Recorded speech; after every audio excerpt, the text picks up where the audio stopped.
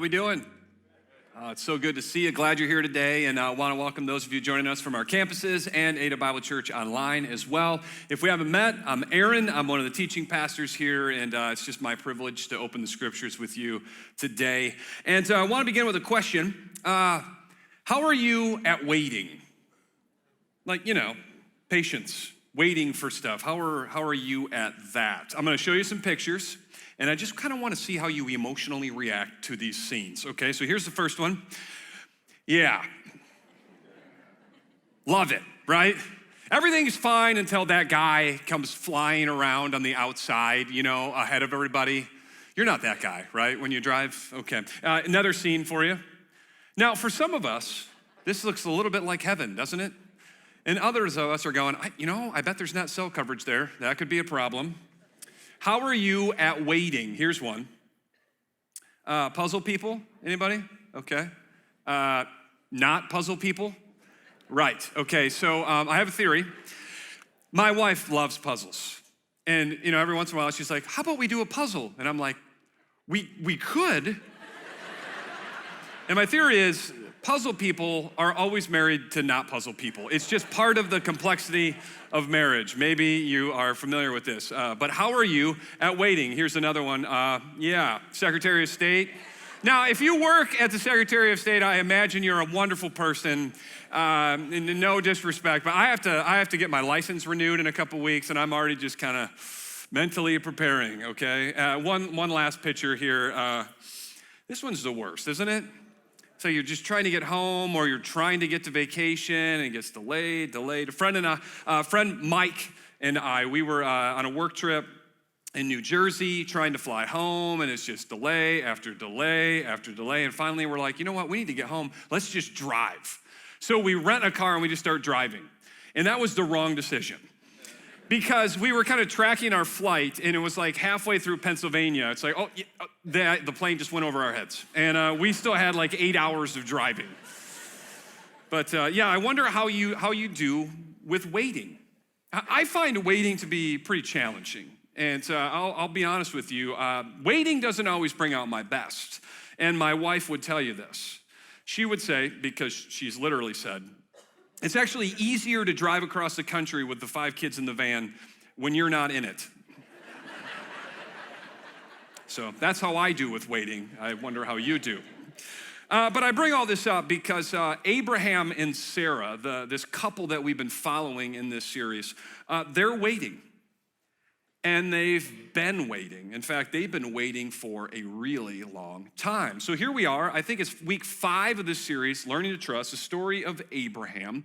And this story begins with a promise, because God shows up in the life of Abraham and he delivers a promise. And it goes like this.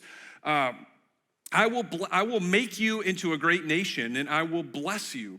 I will make your name great, and you will be a blessing. And throughout this series, we've been calling this the ripple effect. This idea that God blesses Abraham's life so that Abraham can bless other people, and that somewhere along the line, all the people groups of the earth will be blessed through Abraham's family. And something important for our story today, I will make you into a great nation. And in order to become a great nation, in order to become a populated people group, you gotta have some kids. And that is what Abraham and Sarah are waiting for. So God gives him a promise, and he also gives him a command. He says, I want you to move to this country that I'm gonna show you.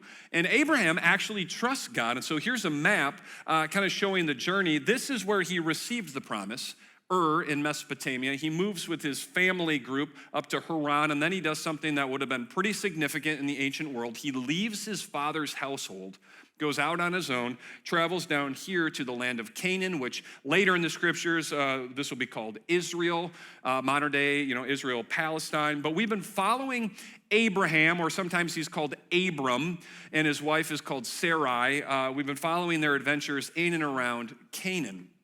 And something that we find out in our story is that they've been there for about 10 years. And if my math is right, I think it's been 15 years since God gave them that promise. And they're still waiting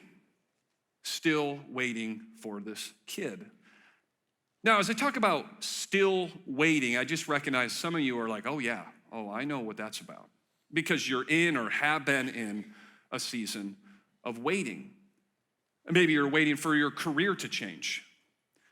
It's like waiting for that transfer, waiting for that side business that we started to take off because we thought it was gonna be our main business, our career, but still waiting. Waiting for the promotion, possibly waiting for the promised promotion, still waiting. Or maybe you're waiting for your financial situation to improve. It's like, are we ever gonna get out of this hole? Are we ever gonna get to the place where it's not just paycheck to paycheck and barely scraping by, just still waiting for our financial world to improve? Or maybe you're waiting for a relationship to develop. Is this gonna turn into something? Maybe you're waiting for a relationship to turn around. Maybe you're waiting for a relationship, period. Still waiting. Maybe you're waiting for some kind of approval. Approval for the loan, approval to build, approval to adopt, approval from your father. Still waiting.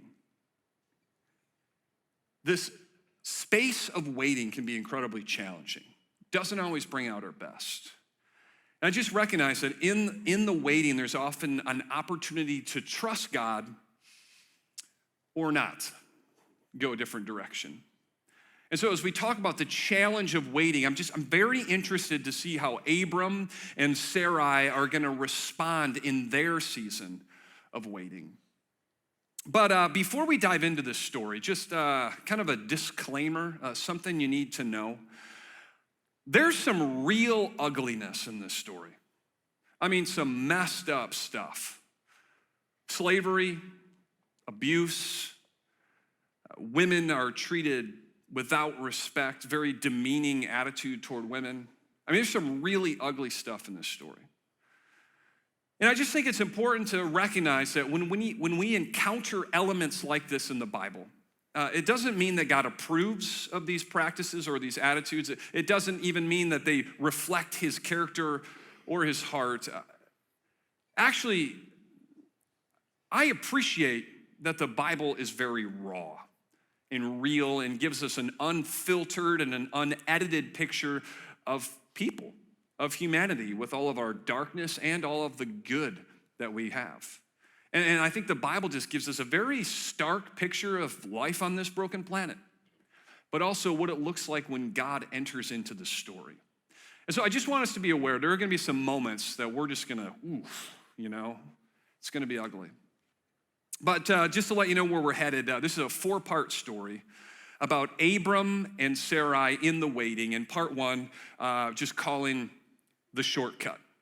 So if you want to follow along, we're in Genesis chapter 16. Of course, we'll have all the scripture on the screen here, but here we go. Now Sarai, Abram's wife, had borne him no children. And I just wonder, what do you hear in these words? Because what I hear is failure, worthlessness, shame. Because in that ancient culture, as unfair as it is, a woman's sense of value and worth was absolutely tied to her ability to have children. And so just recognize these words carry a lot of emotion. And I think that Sarai was struggling with what it meant to be a woman who couldn't have kids and what that meant about her. And I think maybe this has something to do with the suggestion that she makes to her husband. It may have been coming from a place of shame and low value, because here's what she suggests. But she had an Egyptian slave named Hagar, and I imagine that in their time in Egypt, this slave joined their household. So she said to Abram, "The Lord has kept me from having children. Go sleep with my slave. Perhaps I can build a family through her." Now, as we read this, it's like, okay, that's messed up. That is messed up. I mean, we got slavery. We got a woman saying, hey, just, sleep with my slave so that I can have a family through her. This is pretty messed up. But just understand, in the ancient world, this was common. This was legal. I mean, you can read ancient documents kind of spelling out how this would work legally. This was common, this was legal, and it was culturally acceptable. For a woman to make this suggestion to her husband, for this to happen in a family, I mean, nobody around would have batted an eye. This was normal. And the way that it worked is that Hagar, she's a slave. She is the property of Sarai, and so if she has a baby, that baby belongs to Sarai. And so it would legally be the child of Abram and Sarai. And I think Sarai is just going, look, God hasn't provided for us yet on this promise. And so maybe this is a shortcut to get what we want. Maybe this is a shortcut to get God's promise. Maybe this is what God wants us to do anyway, because it was common, it was legal, it was culturally acceptable, and so she's providing a shortcut. And I just recognize that in seasons of waiting, there are shortcuts. There are opportunities for us to take shortcuts. We're often tempted by them. I mean, if you're in a season of financial shortage or just, waiting for your financial life to get improve, there's shortcuts you can take. And they're usually about this big, and they're plastic, and they're covered with little numbers. It's like, well, we can get the new TV, and we can get the furniture set, we can get the replacement car, even though we don't have the money. There are shortcuts available when you find yourself in a season of waiting. And if you're waiting for your career to change, there are shortcuts available to you. You can stretch the truth about your involvement in that particular project that's getting so much attention from the CEO. You can share some interesting information about that other employee who happens to be in the running for that promotion too. And you can manipulate the numbers in your favor. I'm just saying that when you find yourself in a season of waiting, there are shortcuts available to get to what you want. And when you find yourself in a season of waiting for a relationship, there are shortcuts to getting what you want. And I think we just need to talk about one of these shortcuts a second, because it is tearing apart relationships and marriages and families and lives in our culture and in our church. It's a shortcut to intimacy, and it's called pornography. It's a shortcut. Oh, there are ways to get what you want without going to all the trouble of relationships. And this shortcut is tearing us apart. And all I'm saying, well, as Pastor Jeff often says, is that you can choose your actions. You can choose whether or not you're going to take a shortcut, but you don't always get to choose the consequences. You don't always get to decide how this is going to play out, who it's going to impact, and what it's going to tear apart. And so if I could just plead with you, if you are in a season of waiting and you are considering a shortcut, or if you've already taken steps toward a shortcut, man, turn around. Turn around, choose trust, because the consequences could be devastating. And if you find yourself just trapped in pornography, listen, reach out. We have staff, would love to talk with you confidentially, carefully. We have resources, we can connect you with counselors. But I would plead with you to turn around on that shortcut. Because just because it's common, legal, culturally acceptable, it doesn't mean it's God's plan for your life. And it doesn't mean it's not going to come without consequences. So here's Sarai. She has this idea. It's a shortcut to get to this promise, to get what they want. And now Abram, he's got a decision to make. What's he going to do? What's he going to choose? Let's check it out.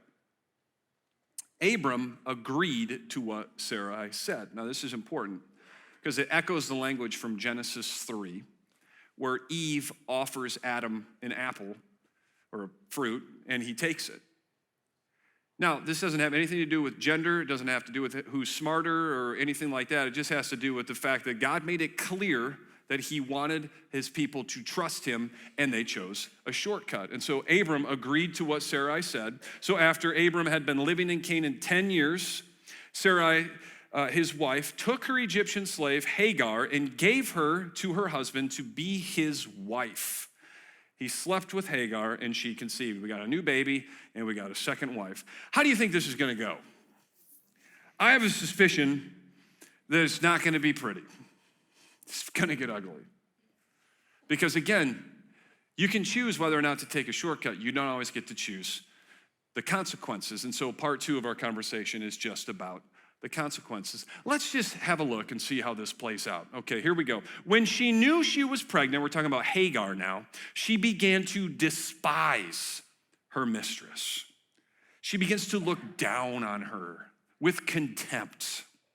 It's like she was a slave, and now she's a wife, and she's carrying the child of her master, and it's like her status has been elevated, and it feels like Sarai's has been downgraded.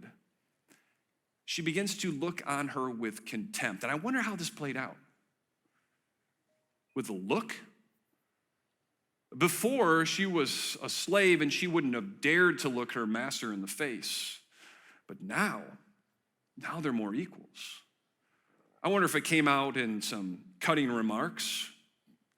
Well, it looks like I'm carrying Abram's child, something that you were never able to do, Sarah. I mean, I just wonder how this went down, but one way or another, she shows contempt. She despises her. The deal is her status has been elevated, and she's handling it with arrogance and pride. And in her own way, she's contributing now to this family conflict. And so Sarai is getting mistreated. So what is she going to do? Then Sarai said to Abram, "You are responsible for the wrong I'm suffering. This is your fault. I put my slave in your arms, and now that she knows she is pregnant, she despises me. May the Lord judge between you and me. This is your fault, Abram." And Abram's like, wasn't this your idea? I mean, really, just come on. What's she doing? Blame. This is your fault. You fix it. She blames him for the problem. And so now Abram, he's in the crosshairs of his wife. What's he going to do? "Your slave is in your hands," Abram said. "Do with her whatever you think is best." Look, it's your slave. You do whatever you need to do. Not my deal. He just disengages. We got a situation here. This is a mess. And what we're looking at here very clearly is just the consequences of this shortcut. It is ugly. It is a real mess. And something I think that's interesting and important is that each one of these people, in their own way, is contributing to this family conflict. I mean, think about it. Abram and Sarai, they decide to take this shortcut. And Hagar, she responds with arrogance and pride, and her response, her attitude sort of ratchets up the conflict, escalates the conflict a little bit. And then Sarai, she blames, "This is your fault." And so her words and her attitude escalates the conflict a little further. And then Abram just totally diffuses everything by refusing to engage, right? Oh, no. His passivity escalates the conflict even further. Did you know this? Passivity can escalate a conflict. Just says, "No, I'm not gonna get involved in that." No, that can absolutely escalate a family conflict. And so this thing is building, and it's about to reach a breaking point. And you might be thinking, I mean, what in the world does this have to do with us? I've just got the one wife, and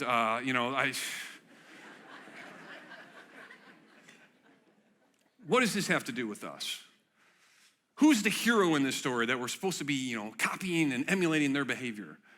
No heroes right now. This is ugly. This is a mess.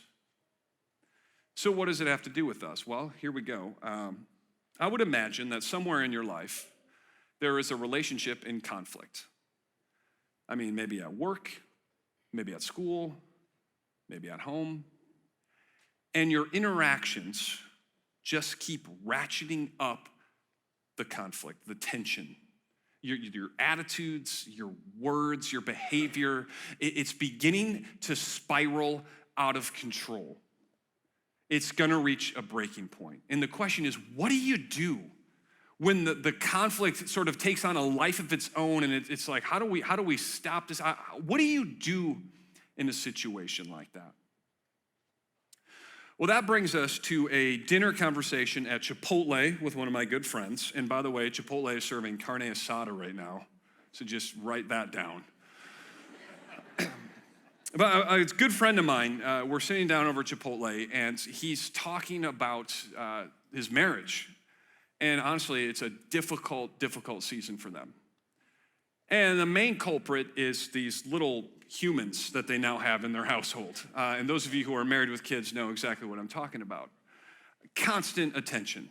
You gotta hold them, you gotta change them, you gotta feed them. They're crying and then they get sick, and you're getting like no sleep, and you're just so exhausted. And so he's at work, working hard, getting tired, comes home exhausted. She meets him at the door just fried because she's been, taking care of these kids. And then it's just, over and over, every night, they just get into it. They start fighting. Somebody says something else, and it blows up. They go into separate rooms, and it's starting to spiral out of control. Maybe you've been there.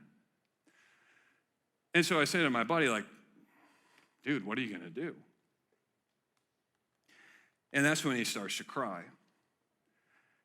And I'm thinking, we're two dudes in Chipotle.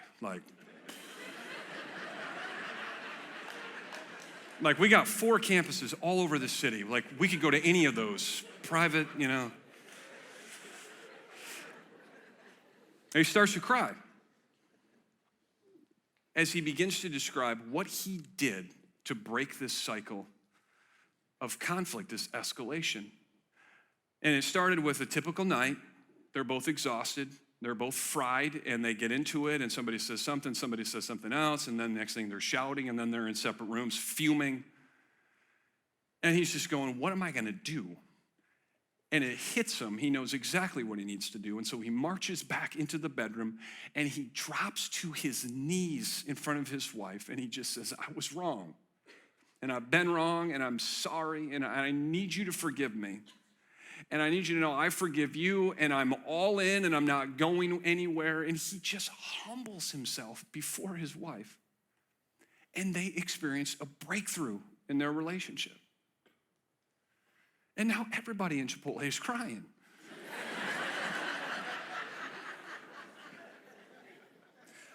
But they experienced a breakthrough. And understand, he was not 100% responsible for this conflict. Those of you who are married or in a relationship, you know how this works. It's a two-way street. But he decided to go first, and he humbled himself, literally getting down on his knees before his wife, owning his part of the conflict, forgiving, asking for forgiveness, and just, I'm all in. They experienced a breakthrough. And I just believe that the breakthrough that you need in your relationship probably isn't gonna happen when she goes, oh, you were so right, and I've been so wrong the whole time. That's probably not how it's gonna go. It's probably gonna happen when you humble yourself and go first and own your part of the conflict and ask for forgiveness. And some of us are in a relationship that's spiraling out of control, and we need to do this. It might be somebody at work or at school that you need to text, you need to call before Monday. And just humble yourself. Some of you might literally need to get down on your knees in front of your spouse because you need a breakthrough, and understand that breakthrough, it's not gonna come until you humble yourself and own your side of the conflict. And I just believe that if we keep coming with pride, if we keep coming with blame, if we keep coming with passivity, I'm not gonna engage in this. Man, we are gonna drive people away. And it might just be the people that we care about the most. And that's exactly what happens in this story. Check it out. Then Sarai mistreated Hagar, so she fled from her. Sarai says, this is your fault, Abram. He goes, I'm not getting involved. You're a slave. Do what you want. And so she mistreats her. And understand, this is the same word that is used of the Egyptian taskmasters when the Hebrew slaves couldn't make bricks fast enough.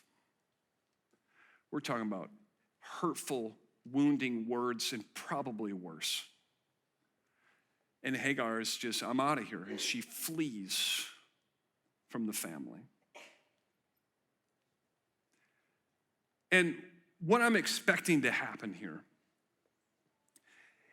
is that if this were a movie, the camera would sort of follow Hagar as she leaves, as she flees the tent or the compound or whatever it is. But then the camera would shift back to Abram and Sarai, and we get to watch how they patch up their relationship, how they get back on the same page. But what happens is the camera follows Hagar and then stays on Hagar. And we get this interesting thing here where now the story shifts toward Hagar. And so we come to part 3 of this story, the encounter. And so here we go. The angel of the Lord found Hagar near a spring in the deserts. It was the spring that is beside the road to Shur. So just a little geography here. We got a map. Israel, well, that time was Canaan, Egypt, and then somewhere in here is a place called Shur, which was like the easternmost outpost of the Egyptian empire, and that's where she's headed. Why? She's Egyptian. She's pregnant, alone, and running home. I think she's been on the road for like 70 miles, and this angel meets her beside the road. Let's go back to that scripture again. The angel of the Lord found her. Now, I think it's going to become clear as we work our way through this story when it says the angel of the Lord, who this really is God himself. And so it's like the Lord found Hagar. And I just find this very interesting because Hagar, she's a nobody. First off, this is terrible to say, but in the ancient world, woman didn't have a whole lot of value. She's a slave woman. She is an absolute nobody. She's worthless in this culture. And she's Egyptian. And throughout the Hebrew scriptures, the Egyptians are the bad guys, right? They enslave Israelites. They invade Israel on occasion. They're the bad guys. And here you have God chasing down a nobody slave girl from the wrong part of the world, and he finds her.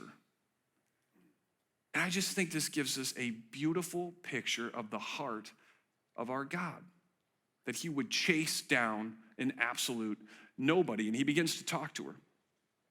And he said, Hagar, slave of Sarai, where have you come from and where are you going?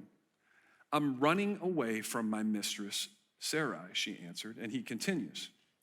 The angel of the Lord also said to her, you are now pregnant. He knows exactly what's going on. You are now pregnant and you will give birth to a son.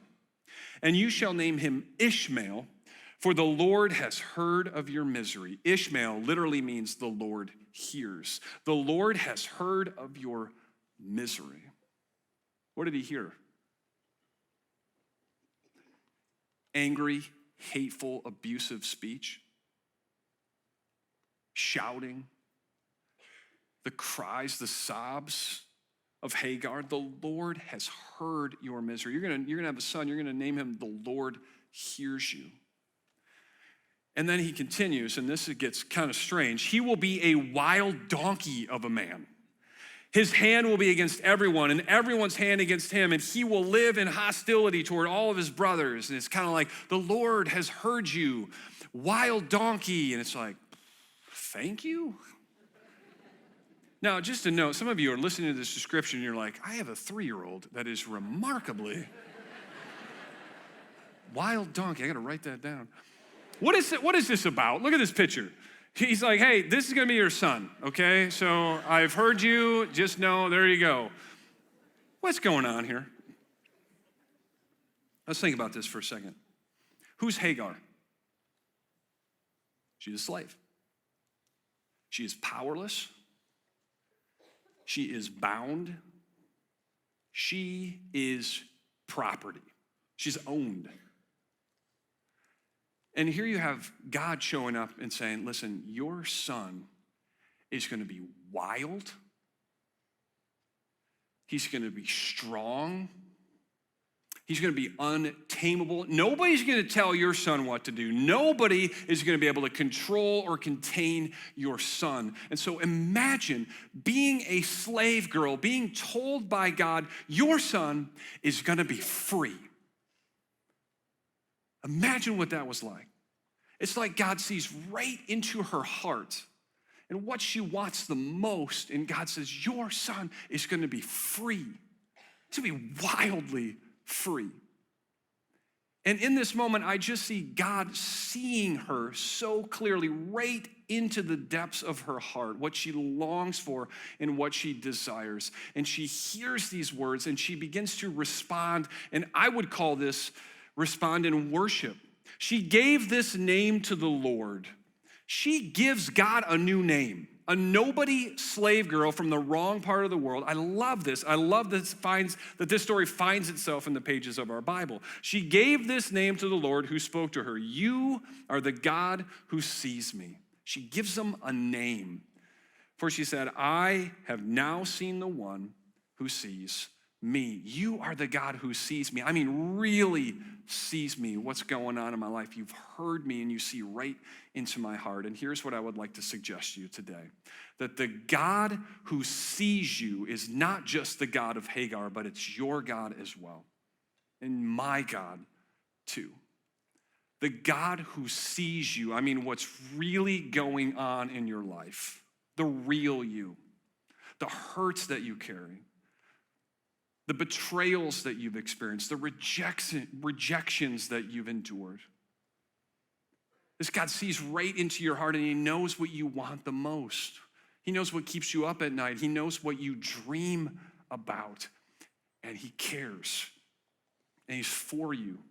And he would chase you down and find you.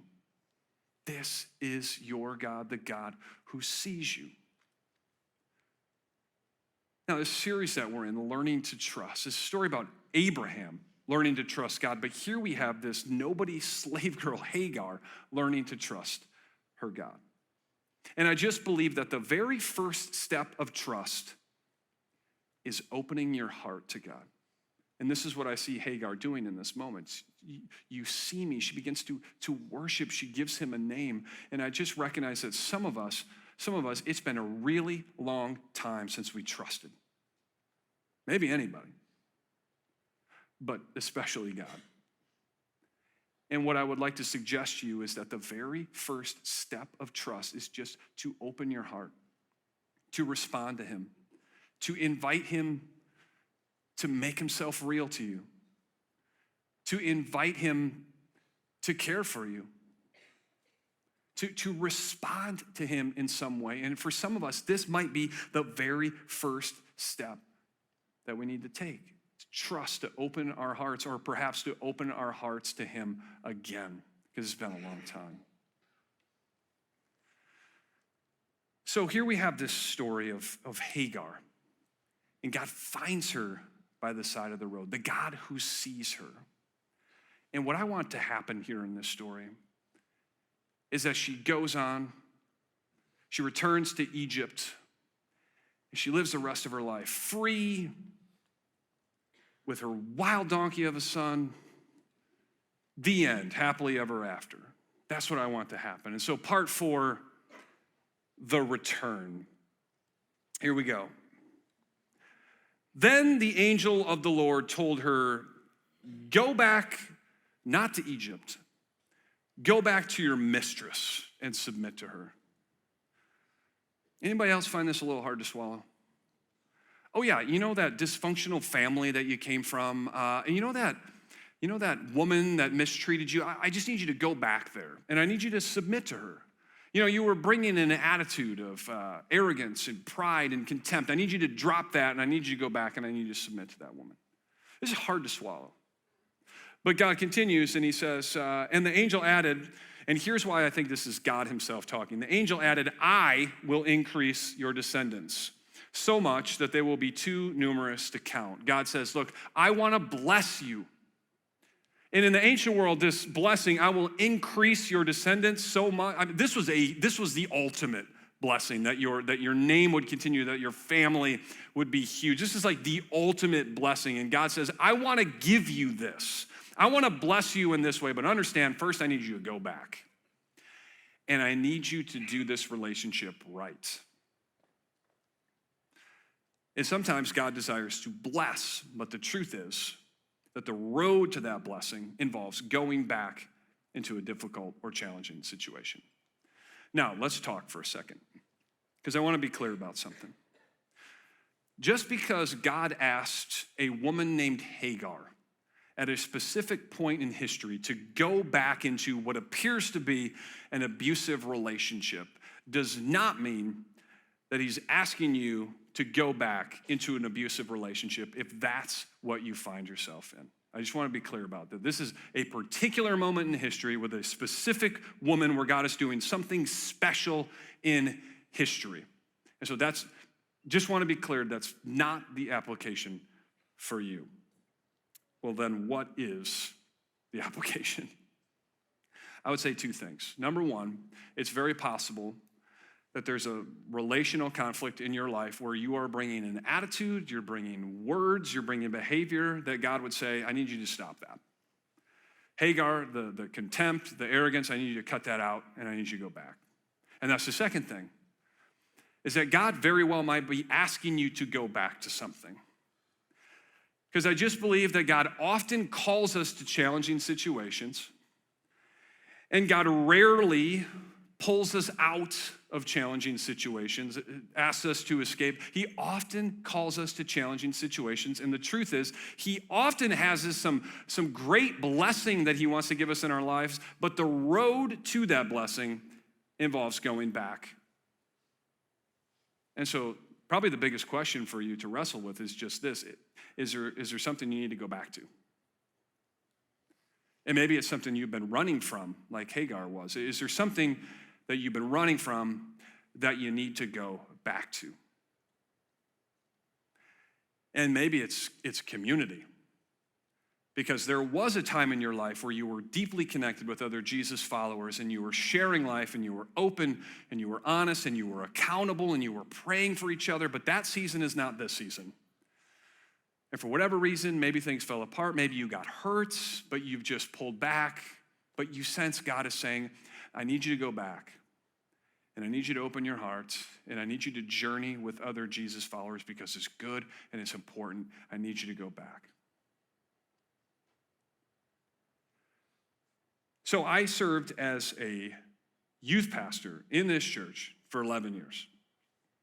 And I love working with students. And I've spent a lot of time with teenagers. So let me talk to the teenagers real quick. Is there something that you need to go back to? And is it possible that what you need to go back to is your parents? And what I mean by that is at some point over the last couple of years, you've just, you know what? No. And you just put up a wall. And there's been a lot of attitude. Is it possible that you need to go back? Is it possible that God is asking you to go back, to re-engage, to bring your full heart to that relationship again? And parents,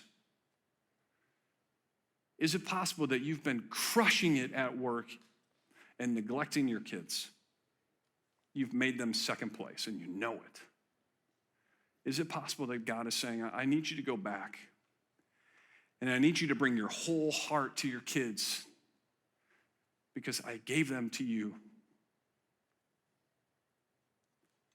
And maybe it's a different family relationship that you need to go back to. It's somebody that you made a promise to. And for whatever reason, you've been running away emotionally, possibly even running away physically from your husband or your wife. And you just sense God is saying, I need you to go back. And I need you to bring your whole heart because you made a promise. And some of us might need to go back and literally get down on our knees and own our side of the problem and ask for forgiveness. Is there something you need to go back to? And I also just wonder if maybe the relationship that you've been running from is actually your relationship with God. Just at some point, you shut the door on God and said, I'm good. But you just sense that God found you today and that he sees you. He knows exactly what's going on, and he sees into your heart, and he cares. And he's close. And maybe you need to go back. And maybe it's time to go home. I would just encourage you to open your heart to him. And maybe, and let's end with this, maybe it's back where we started this conversation. The waiting. Now, some of us are in a season of waiting, and we've taken some shortcuts. We've taken matters into our own hands, and what we need to go back to is trusting God in the waiting. Trusting that his way is the best way. Trusting that he will provide in his time. Trusting that he will be good to us. Maybe what we need to go back to is trusting in the waiting instead of taking a shortcut. And maybe that's what we need to go back to. And I just believe that in the waiting, that is a great opportunity to learn to trust. Can I pray for us as we close? God, I'm so grateful for this story and how you reveal yourself to us. And God, we just recognize that waiting is truly difficult. And God, we want to trust you, but sometimes it can be so challenging. So God, would you give us what we need? Would you surround us with people that can help us choose what's right? God, would you give us the courage? Because some of us need to have a tough conversation, a humbling conversation. Some of us need to be honest with somebody about what we're really struggling with. God, we desire to trust you, but we need your help. And God, some of us just need to come home. Some of us just need to open our hearts to you once again. And so, God, we just ask that you would give us what we need and help us to trust. And God, we're so grateful for you and your son and how you've changed everything for us through the sacrifice of your son. God, we love you, and we pray all this in Jesus' name. Hey, thanks so much for being here this weekend. And I want to let you know, next weekend, Pastor Jeff will be back with us for part 6 of Learning to Trust. We'll see you next time.